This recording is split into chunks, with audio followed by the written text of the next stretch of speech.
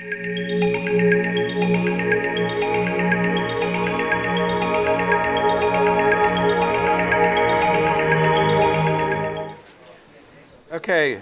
good morning, ladies and gentlemen. Welcome to whatever class this is, CS10. Administrative announcement. Starting next week, my office hour that up to this week is on Thursdays, 4 to 6, is moving to Tuesday, 4 to 6. So I am having office hours tomorrow, but starting next week, it's going to be Tuesday instead. I'll try to remember to update all the different places where it says my office hours.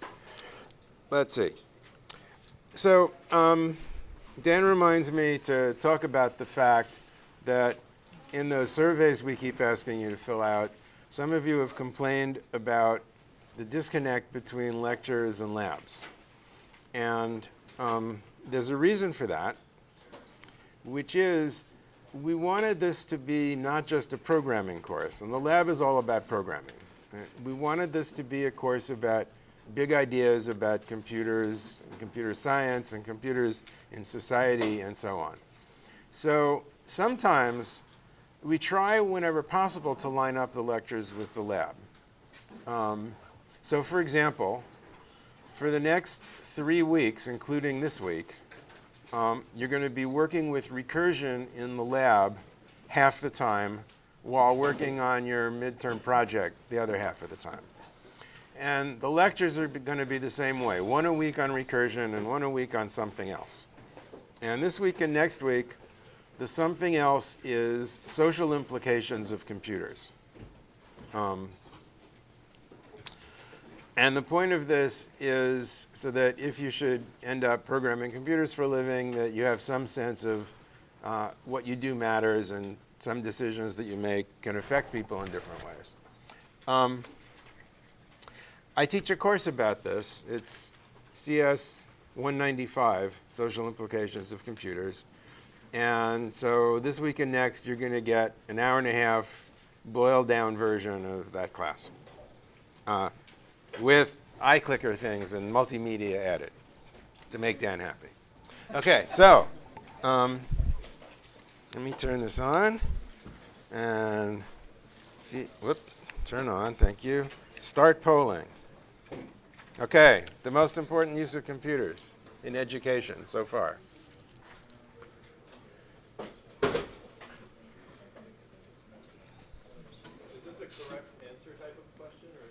This actually is a correct answer type of question, yes. People never believe that there's a correct answer. They always think, well, this is just his stupid opinion, until I tell them what the correct answer is, and then everybody understands that it is the correct answer. It's not a subtle correct answer, actually.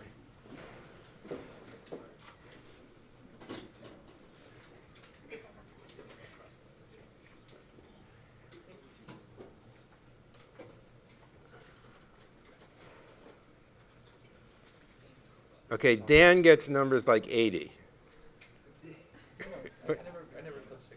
Really? Okay. No, we have 80 people in the class. Oh, I see. We have 80 in the class. All right. Never mind.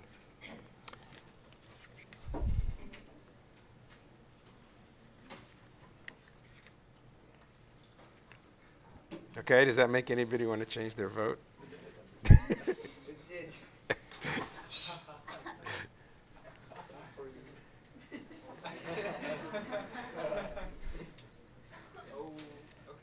Okay. Stop. And the answer is D. It's kind of a trick question because iClicker-like technology doesn't just include iClickers. It includes everything in which the computer poses a question and you have to answer it in a computer-readable form. Because computer-readable form means multiple choice. And you've all suffered multiple choice tests. And they're important because multiple choice tests have subtly but very significantly changed what counts as knowledge and understanding in schools. So there was a time in my youth when testing was mostly, blue book-ish. You pull out a piece of paper and you write down some prose answering a question. And that made it possible to ask much more open-ended questions. Like if Dan weren't here, I would have said, what's the most important use of computers in education so far? And let you call out answers. But because we have to use this stupid iClicker, I had to make it a multiple choice question. This is really, really, really important because the kind of knowledge you can prove on multiple choice tests is really very unimportant in the big scheme of things. What's really important is not what you already know, but how you can take what you know and apply it to some question you've never seen before, some situation you've never been in. Because if you already know the answer, then it's not something you're going to have to do on the job. What you're going to have to do if you're an intellectual worker of any kind is invent new ideas and think of new questions and new answers. And multiple choice tests really, really work against that in terms of what gets emphasized in teaching in schools, because the teaching follows the tests. That's especially true these days because of No Child Left Standing, which is this law that punishes teachers if their students don't do well on tests. And so pretty much all of teaching has been turned into, okay, next month we're having a such and such test, and here are some questions exactly like the ones you're going to get on that test, and here's how to figure out the answers from the choices you're given.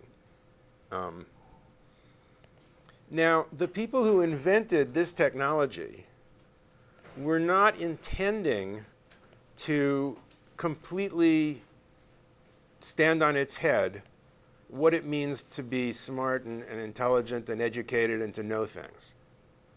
That wasn't their intention at all. They just wanted to make it easier for teachers and to make it possible to have standardized testing in which we ask the same questions to every kid in America and find some way to be able to score the papers by using automation.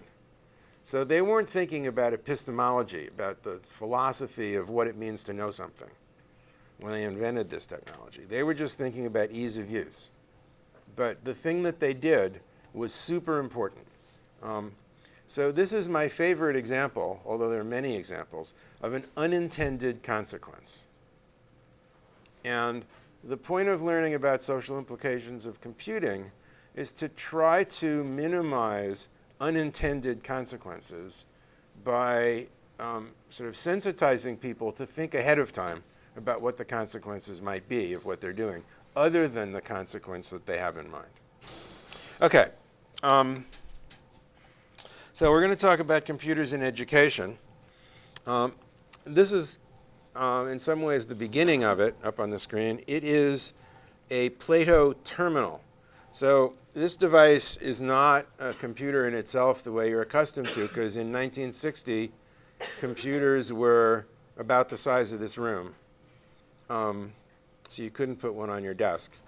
This was a terminal connected up over dial-up telephone lines, because they hadn't invented things like DSL and cable modems then, to a great big terminal at Plato headquarters,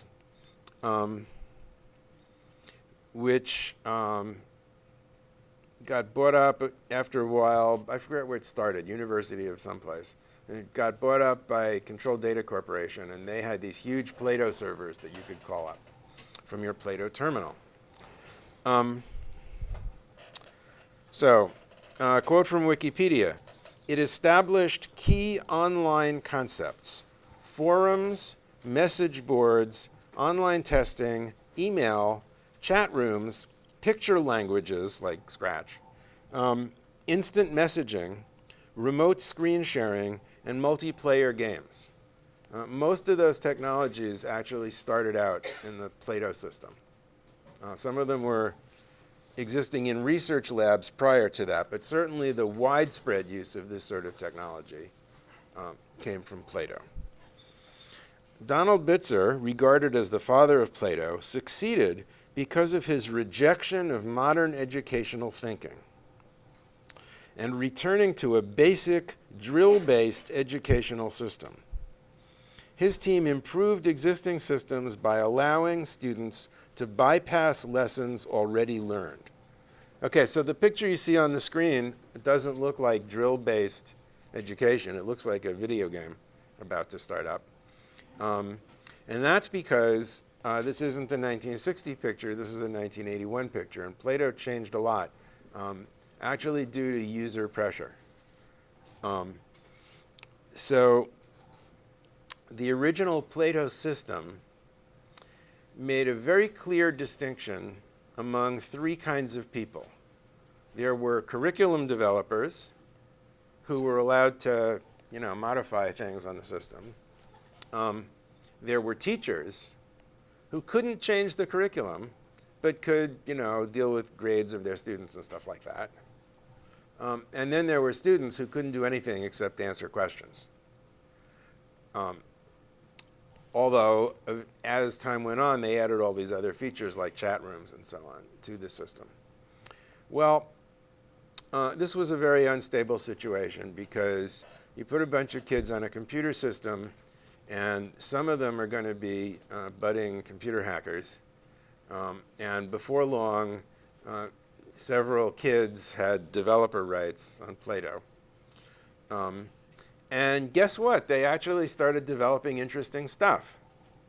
And this was what actually put pressure on the system to change.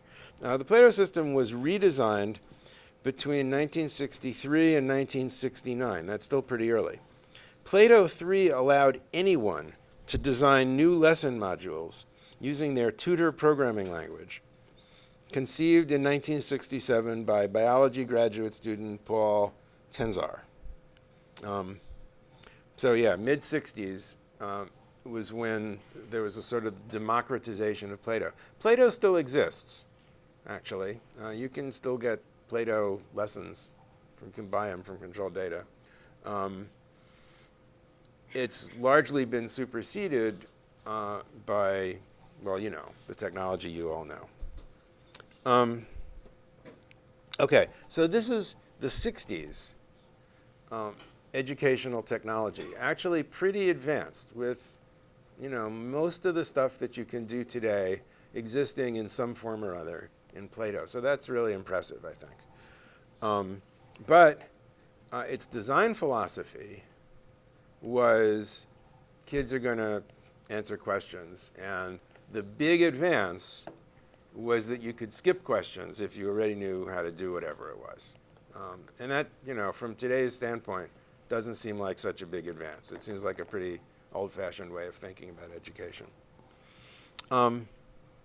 So in the 80s, kind of the early days of educational computing other than Plato, what there was little 8-bit microcomputers like the Apple II, which came out in 1977, and people programmed them in BASIC, which is a programming language chosen for microcomputers, not because anybody thought it was the best programming language around, but because they knew how to fit an interpreter for BASIC in the teeny-weeny memories available on these microcomputers.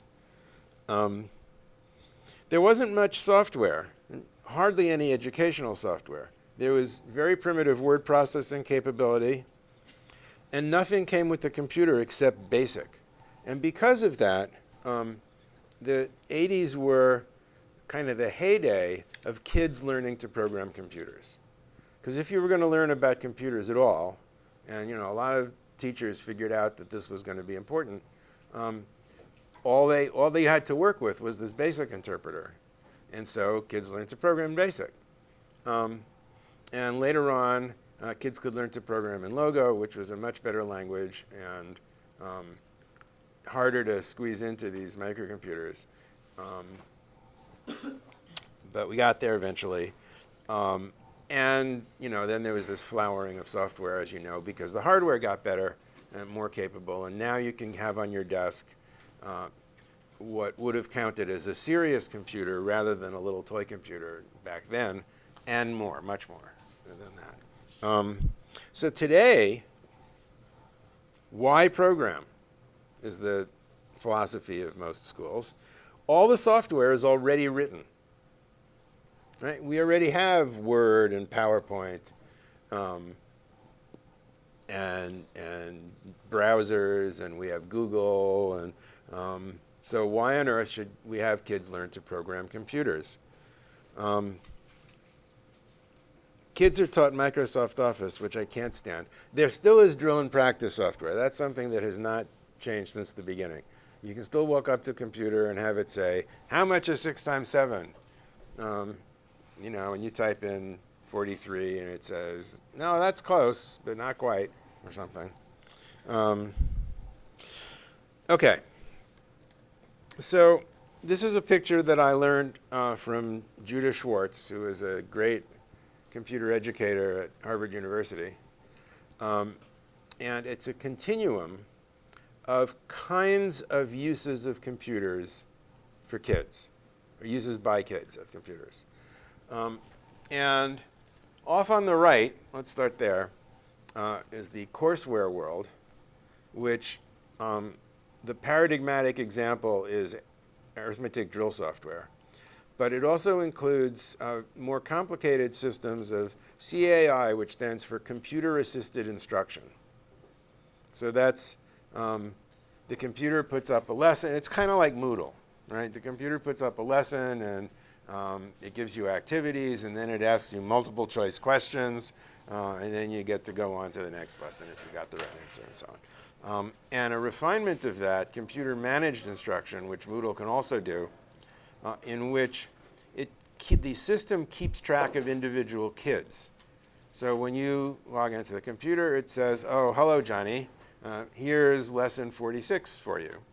And it takes care of giving the kid a grade. You do testing online and all of that stuff. So basically, the theory is that you're more or less replacing the teacher. What teachers are supposed to do in this world is use the information from the CMI to find the kids who are having particular trouble with something and sit down with them one-on-one and do some tutoring. So that's the use of computers that those of us who don't like it refer to as the computer programming the kid. It's the most common way computers are used, I think, in education still. At the other extreme are tools. And the rule of thumb is something that an adult might use. Sometimes in a kid version, they'll be like simpler word processors, but the type of software that an adult might use. And it doesn't have an agenda built in at all.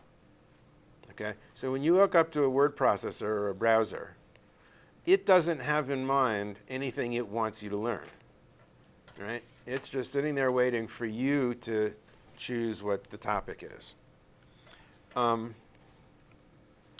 A browser is, a word processor, a browser are examples of that. And my favorite example, of course, is the programming language, which puts you in charge of the computer. And it has no agenda. You can write any kind of program you want. And it really, when you're a kid, is an amazing feeling of power to have this incredible machine do what you tell it to do. It's almost like owning slaves, except it's socially acceptable. Now, Judah Schwartz, who's kind of Aristotelian about this, actually liked, best of all, the middle ground that we call microworlds.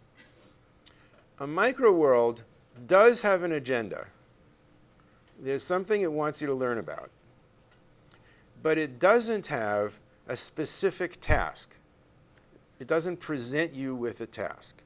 Instead, it kind of acts like tool software in that you start it up and it sits there, and you have to do something, but the tools available to you are constrained to a particular domain. So the absolutely best example is interactive geometry software. Anybody ever used Geometric Supposer or Geometer's Sketchpad or Cabri? Wow, 1, 2, 3. Not very many. It's kind of too bad. I should have made a slide for this. Interactive geometry software, what it lets you do, sorry, camera person.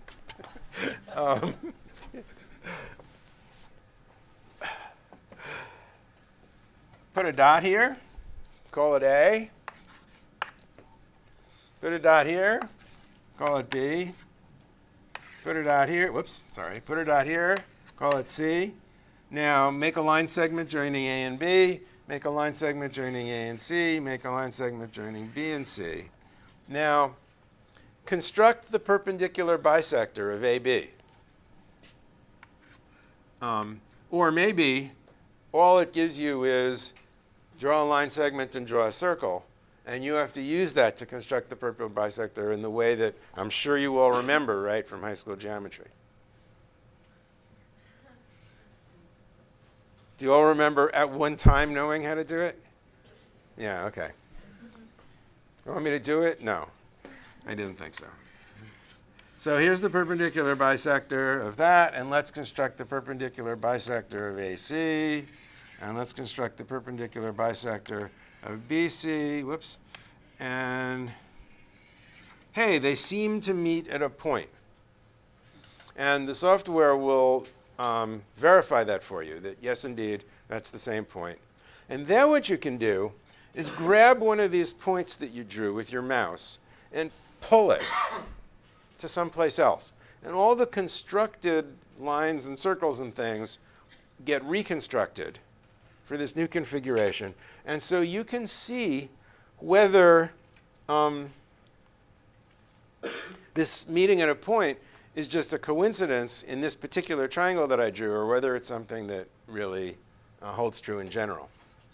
So the best geometry software story that I have is about a high school kid who was given that exact exercise to work on. Not my phone, somebody else's phone. And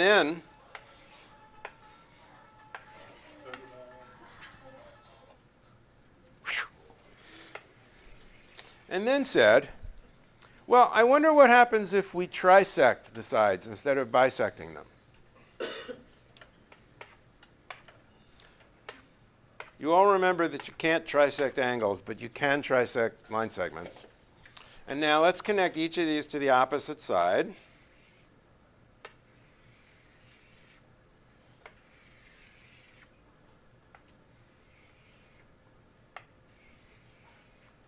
And of course, they don't meet in a point, but there's this hexagon in here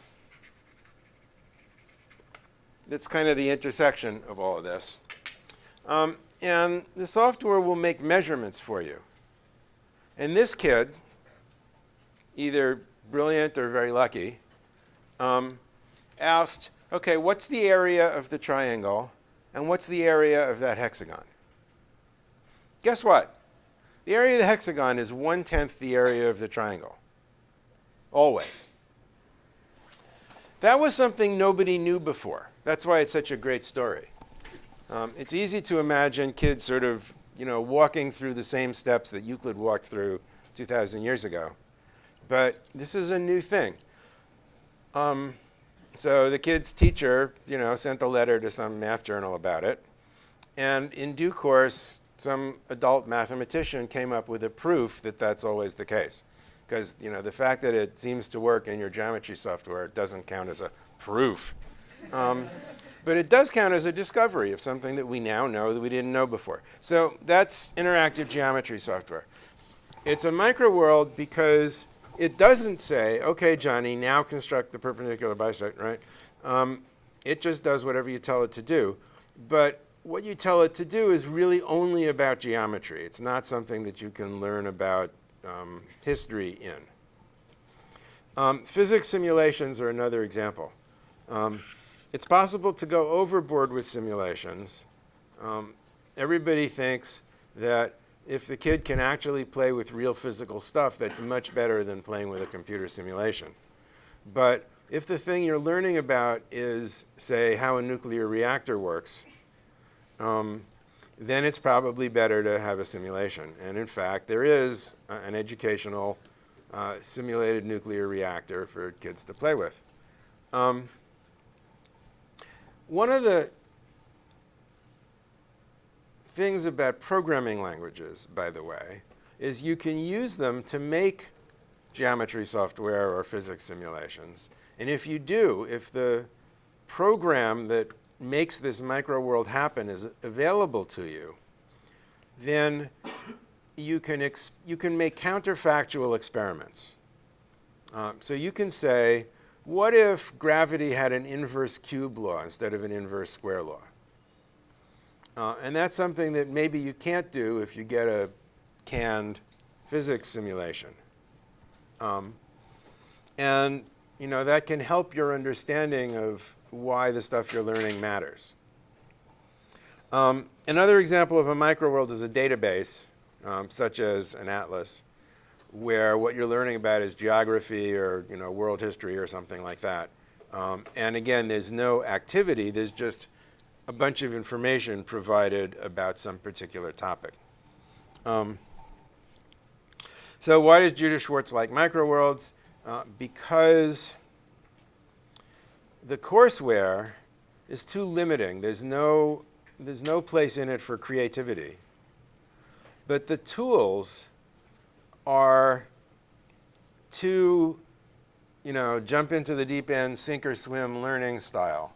They don't give you any what people call scaffolding to help you get started in exploring a topic. And this middle ground lets you be creative, like the kid who discovered this thing about the hexagon. But it doesn't completely leave you floundering. Maybe the best example I know of something that's kind of in between microworlds and courseware, and by the way, I've drawn this as a continuum because it isn't just 3 buckets. Things can be kind of in between a microworld and a courseware, where sometimes it asks you to do particular things, and other times it says, why don't you explore this? There's a project called Voyage of the Mimi. Anybody know about that? Luke does.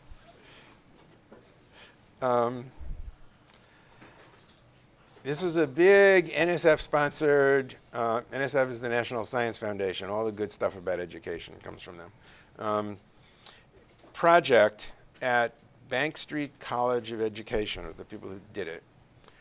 That they produced a TV show that was, weekly episodes of this kid and some guy and some other people who were on a boat sailing all over the place and having adventures.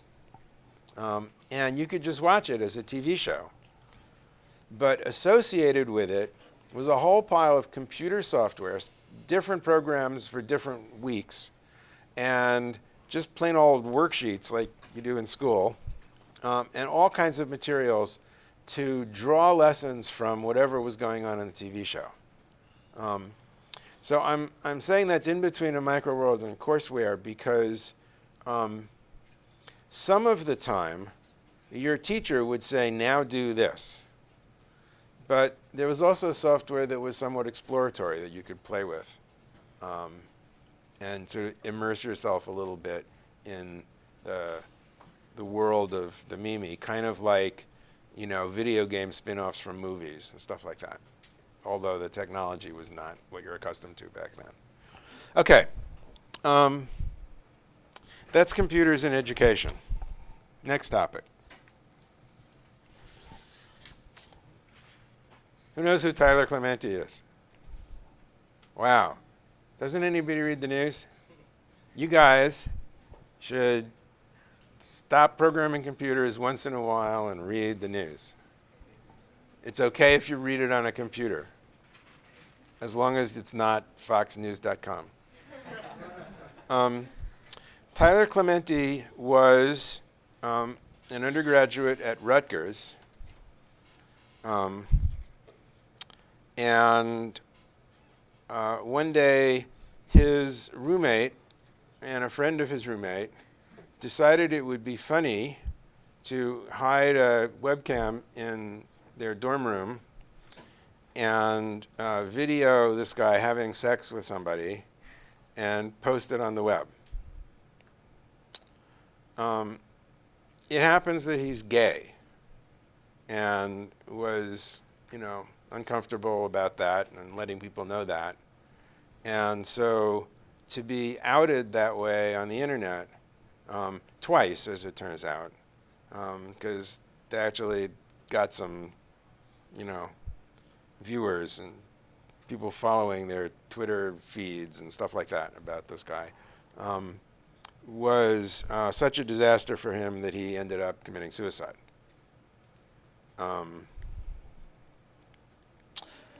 So that's ripped from the headlines. This happened like week before last.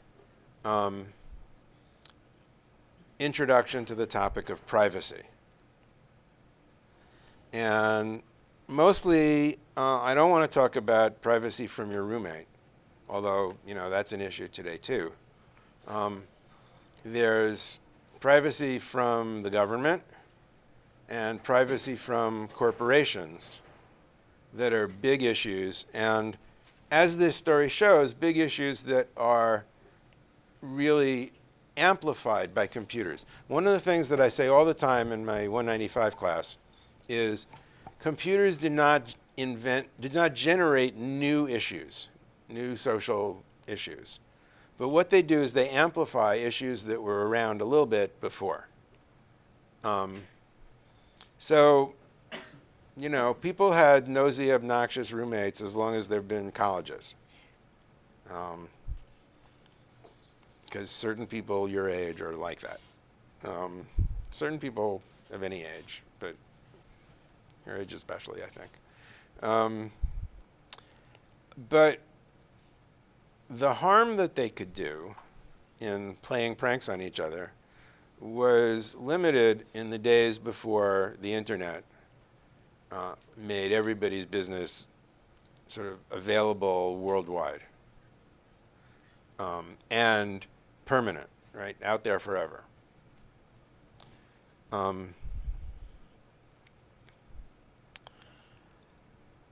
So, let me go back in time a little bit.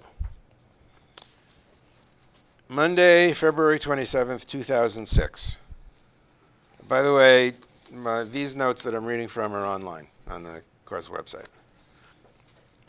Total information awareness lives on inside the National Security Agency. More than 2 years ago, Congress halted plans for a controversial plan called Total Information Awareness to create the world's largest surveillance database to track your phone calls, purchases, internet usage, reading material, banking transactions. The National Journal has now revealed the program has quietly continued inside the NSA. So in 2003, lawmakers voted to shut down TIA, a program that developed technologies to predict terrorist attacks by mining government databases and the personal records of people in the U.S. Months earlier, New York Times columnist William Safire had warned about the dangers of the program. In a column headlined, "You Are a Suspect," Safire wrote, "If the Homeland Security Act is not amended before passage, here is what will happen to you. Every purchase you make with a credit card, every magazine subscription you buy, and medical prescription you fill, every website you visit and email you send or receive, every academic grade you receive, every bank deposit you make, every trip you book, and every event you attend, all these transactions and communications will go into what the Defense Department describes as a virtual centralized grand database. To this computerized dossier on your private life from commercial sources, add every piece of information that government has about you: passport application, driver's license and bridge toll records, judicial and divorce records, complaints from nosy neighbors to the FBI, your lifetime paper trail, plus the latest hidden camera surveillance. And you have the super snoop's dream, the total information awareness about every U.S. citizen. This is not some far-out Orwellian scenario. It is what will happen to your personal freedom in the next few weeks. This is 2006, remember, if John Poindexter gets the unprecedented power he seeks. Following public outcry, the program was halted primarily because of privacy concerns, but also because its main advocate was John Poindexter, known for his involvement with the Iran-Contra scandal of the 1980s. It now appears that the project was stopped in name only, and that TIA is in fact continuing. National Journal reports that TIA was moved from the Pentagon's Research and Development Agency, known by its acronym DARPA, to another group, which builds technologies primarily for the NSA. The names of key projects were changed, apparently to conceal their identities, but their funding remained intact, often under the same contracts. Okay, 2004. The United Kingdom sets up a database on every child's school records, medical history, police, and social services records. The government believes that the move will help social services and police to identify and protect children who are at risk of abuse or neglect. So this means they're looking for future juvenile delinquents and trying to intervene early in their lives. Arguably not the worst motive in the world, but a very, very intrusive means. ChoicePoint is a company. It's a commercial government data aggregator. Data from public records, DMV, voter registration, property transfers, credit bureaus, etc. Because it's a private company, it can do things that are forbidden to the police and then sell the data to the police.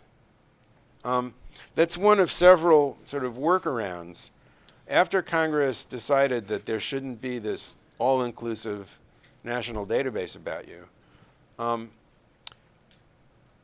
I think by now every state government started a system like that, aggregating all the records about you. And the states set up a network so that these databases can talk to each other, and then they invited the federal government to use their data too. So the FBI and the CIA and everybody get to know about you through this indirect route, where it's not the federal government doing the aggregation, so it's okay.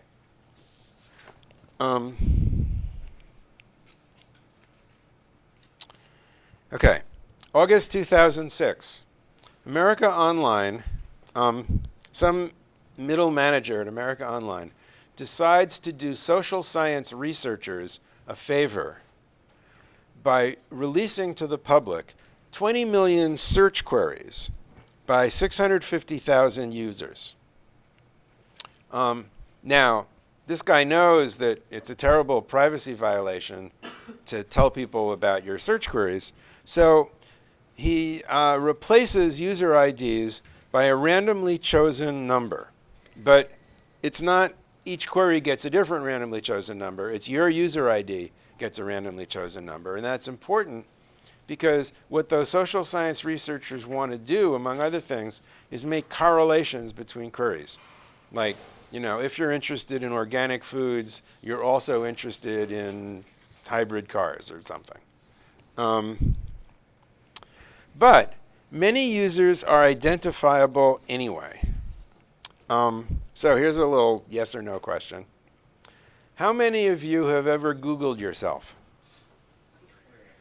Okay. How many of you have ever Googled yourself from your own computer? Okay, you guys are all in big trouble.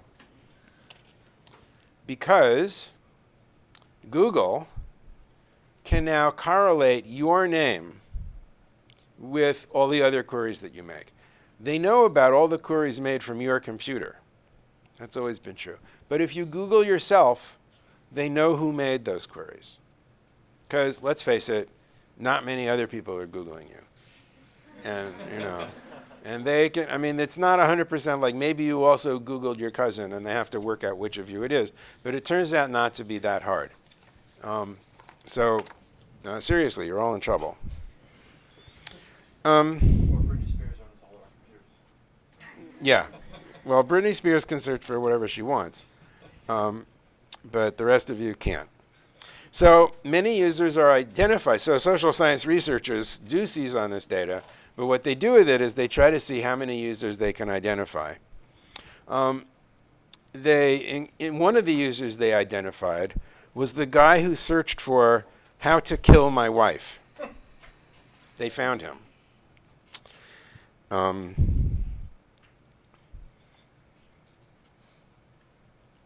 Another identifiable search. How to tell your family you're a victim of incest. Okay, so they found that person too. Within an hour, AOL realizes that they goofed and they yank this data off the net, but of course it's way too late, and there are still many, many copies widely available all over the internet. So Google famously said, our goal is to know more about you than you know yourself. How do they do that? They record all your search queries. They record and read all your Gmail messages. Who uses Gmail? Who has a friend who uses Gmail? Even I have that. Okay, you're all in big trouble. Because all that email is stored at Google, read by Google's computers for the purpose of serving up advertising that will be relevant to the person reading the mail on Gmail. But it's there waiting to be subpoenaed by the FBI when they come after you.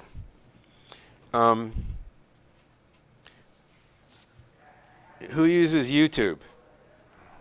Yeah, that's part of Google, you know. Who has an Android phone? So unless you go to a lot of trouble like me to avoid it, the only way to get calendar information and contacts and so on in and out of your phone is through Google. So you have to use Google Calendar and Google whatever they call the contact thing, and then you can download that stuff to your phone. But Google knows everything you do, and Google knows who all your friends are. Street View. You know about Google Street View, right? A lot of people have found themselves on Google Street View for all the world to see doing embarrassing things. Either out on the street or sometimes they can actually see in your front window.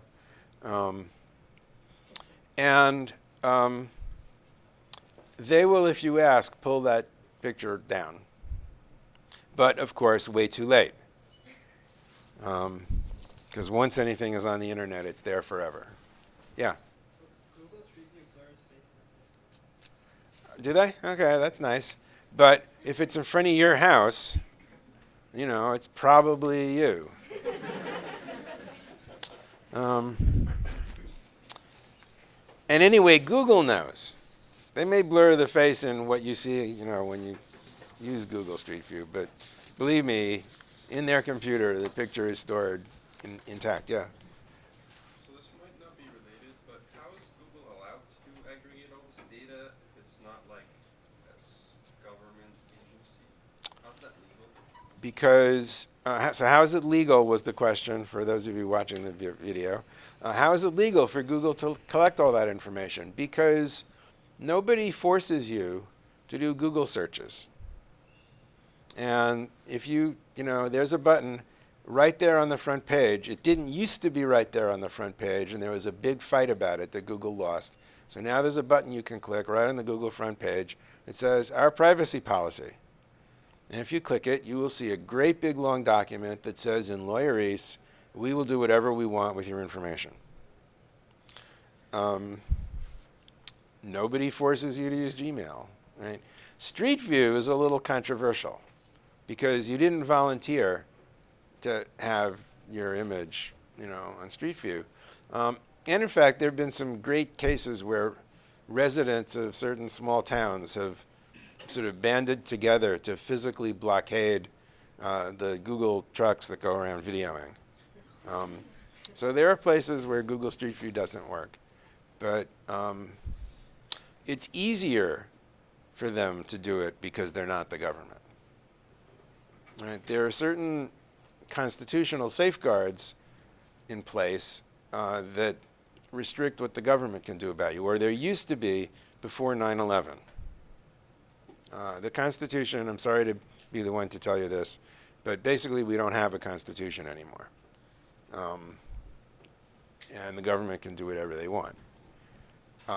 Most of what they do that's unconstitutional, they keep secret. But it's all sort of officially approved by the people who have the power to approve it or not approve it. So I want to talk a little bit about the GPS unit in your cell phone. It has the capability, and by the way, if you don't have a GPS-equipped cell phone, they still know where you are, but not to quite as good a resolution, because they know what cell tower your phone is talking to.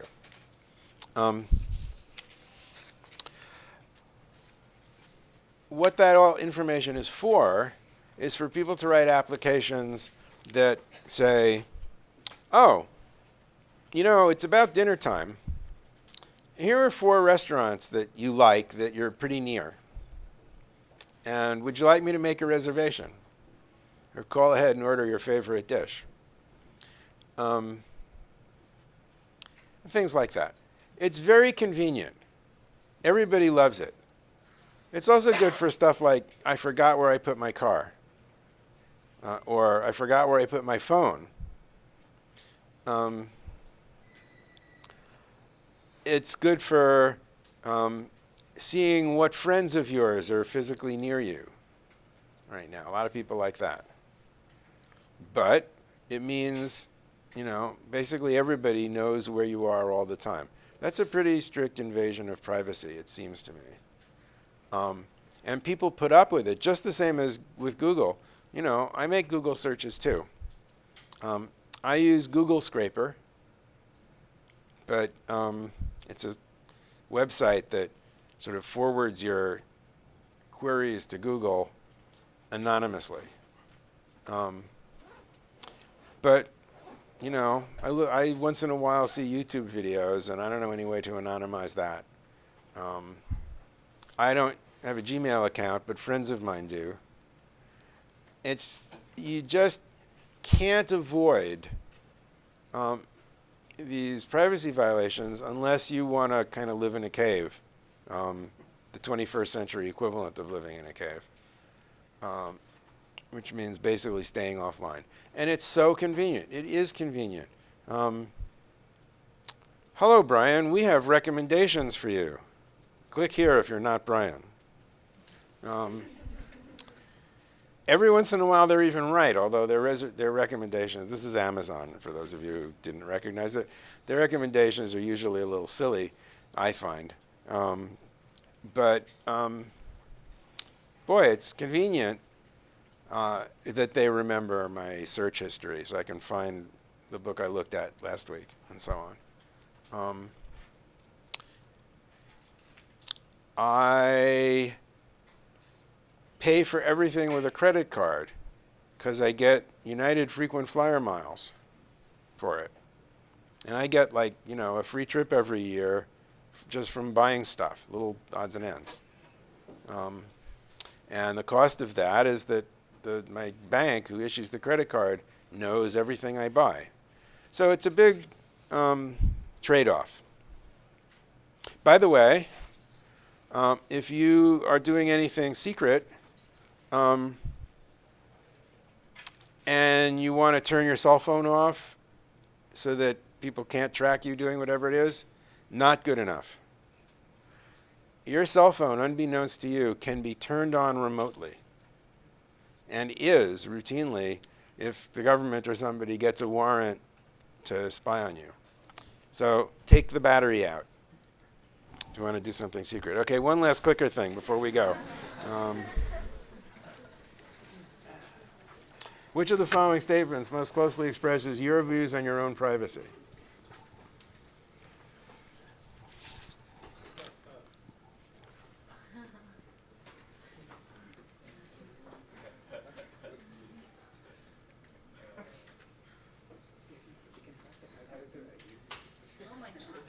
Oh, yeah. Okay. I promise not to look at who said what.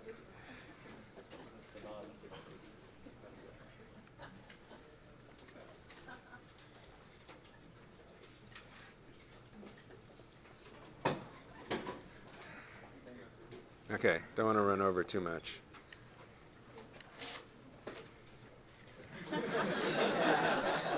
Okay. This is a generational thing. People my age are much more likely to worry about privacy than people your age, but you're wrong and you should learn because of identity theft. Okay, bye.